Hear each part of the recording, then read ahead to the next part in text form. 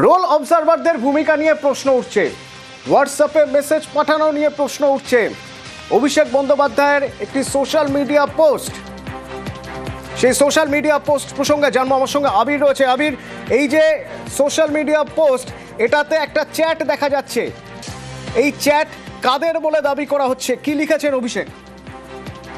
দেখো, একাধিক chat x handle পোস্টে উল্লেখ করে দিয়েছেন অভিষেক, এবং বলাই হচ্ছে যে তিনি কার্যত যে চ্যাট ফাঁস করে দিয়েছেন। তৃণমূল যে অভিযোগ বারবার ধরে করছিল যে হোয়াটসঅ্যাপে নির্দেশিকা পাঠানো হয়, তৃণমূলের অভিযোগ বা অভিষেক যে এক্স হ্যান্ডেল পোস্টে যে চ্যাটগুলি পোস্ট করেছেন সেখানে তিনি উল্লেখ করেছেন যে বিভিন্নভাবে হোয়াটসঅ্যাপে নির্দেশ দেওয়া হয় এবং যাদের যে দায়িত্ব পালন করার কথা সুপ্রিম কোর্ট জানিয়ে দিয়েছিল সেটিও মানা হচ্ছে না।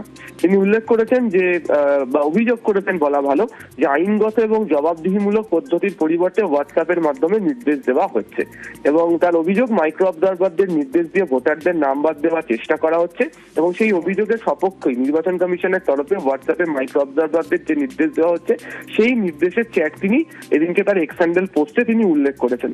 তুমি জানো যে এর আগে মমতা বন্দ্যোপাধ্যায় 6টি চিঠি লিখেছেন। অভিষেক বন্দ্যোপাধ্যায় গিয়ে দেখা করেছেন দিল্লিতে গণেশ কুমারের সাথে, মমতা বন্দ্যোপাধ্যায় অভিষেক বন্দ্যোপাধ্যায়কে সঙ্গে নিয়ে গণেশ কুমারের সাথে দেখা করেছেন, কলকাতাতে সিও দপ্তরে তৃণমূল কংগ্রেসের একাধিক প্রতিনিধি দল গিয়েছে, এবং তারা বিভিন্ন সময় হোয়াটসঅ্যাপ সংক্রান্ত বিষয়ের অভিযোগ তারা রাখছিলেন।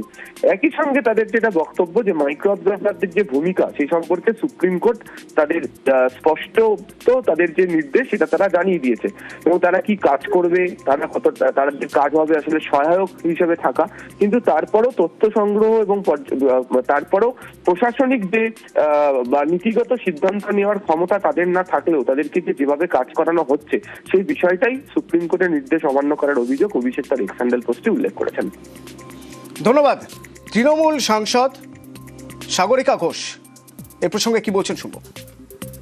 সুপ্রিম কোর্ট স্পষ্ট আর কঠোর নির্দেশ দিয়েছে নির্বাচন কমিশনকে যে এসআইআর প্রক্রিয়ায় অ্যাকাউন্টেবিলিটি, ট্রান্সপারেন্সি আর ডিউ প্রসেস নিয়ে কাজ করতে হবে।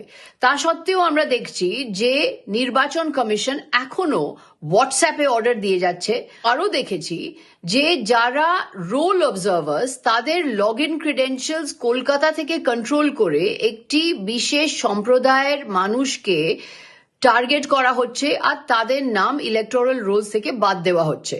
নির্বাচন কমিশনকে জানা উচিত তারা যদি কোনো রাজনৈতিক দলের হয়ে কাজ করছে তাহলে আইন অনুযায়ী তাদের শাস্তি দেওয়া হবে। এর আগে মমতা বন্দ্যোপাধ্যায় হোয়াটসঅ্যাপের নির্দেশ নিয়ে কমিশনকে নিশানা করেছিলেন। এই তুগলকি কমিশন কতগুলো হোয়াটসঅ্যাপ দিয়েছে, সকালে একটা হোয়াটসঅ্যাপ, ব্রেকফাস্টে একটা হোয়াটসঅ্যাপ, তারপরে একটু 10টা-12টা হলো আরেকটা হোয়াটসঅ্যাপ, লাঞ্চে আরেকটা হোয়াটসঅ্যাপ, চা কফি খাওয়ার সময় বিকেলে আরেকটা হোয়াটসঅ্যাপ, রিফ্রেশমেন্টের সময় আরেকটা হোয়াটসঅ্যাপ, ডিনার খাওয়ার সময় আরেকটা হোয়াটসঅ্যাপ, ঘুমোতে যখন গেল আরেকটা হোয়াটসঅ্যাপ, এবং তাতে এক এক রকম total confusion and contradiction and টোটালটাই ইলিগাল, টোটালটাই বেআইনি। আমি অনেক ইলেকশন কমিশন দেখেছি in my life, but I have never seen this type of Tughlaki commission who are running the commission through a particular political party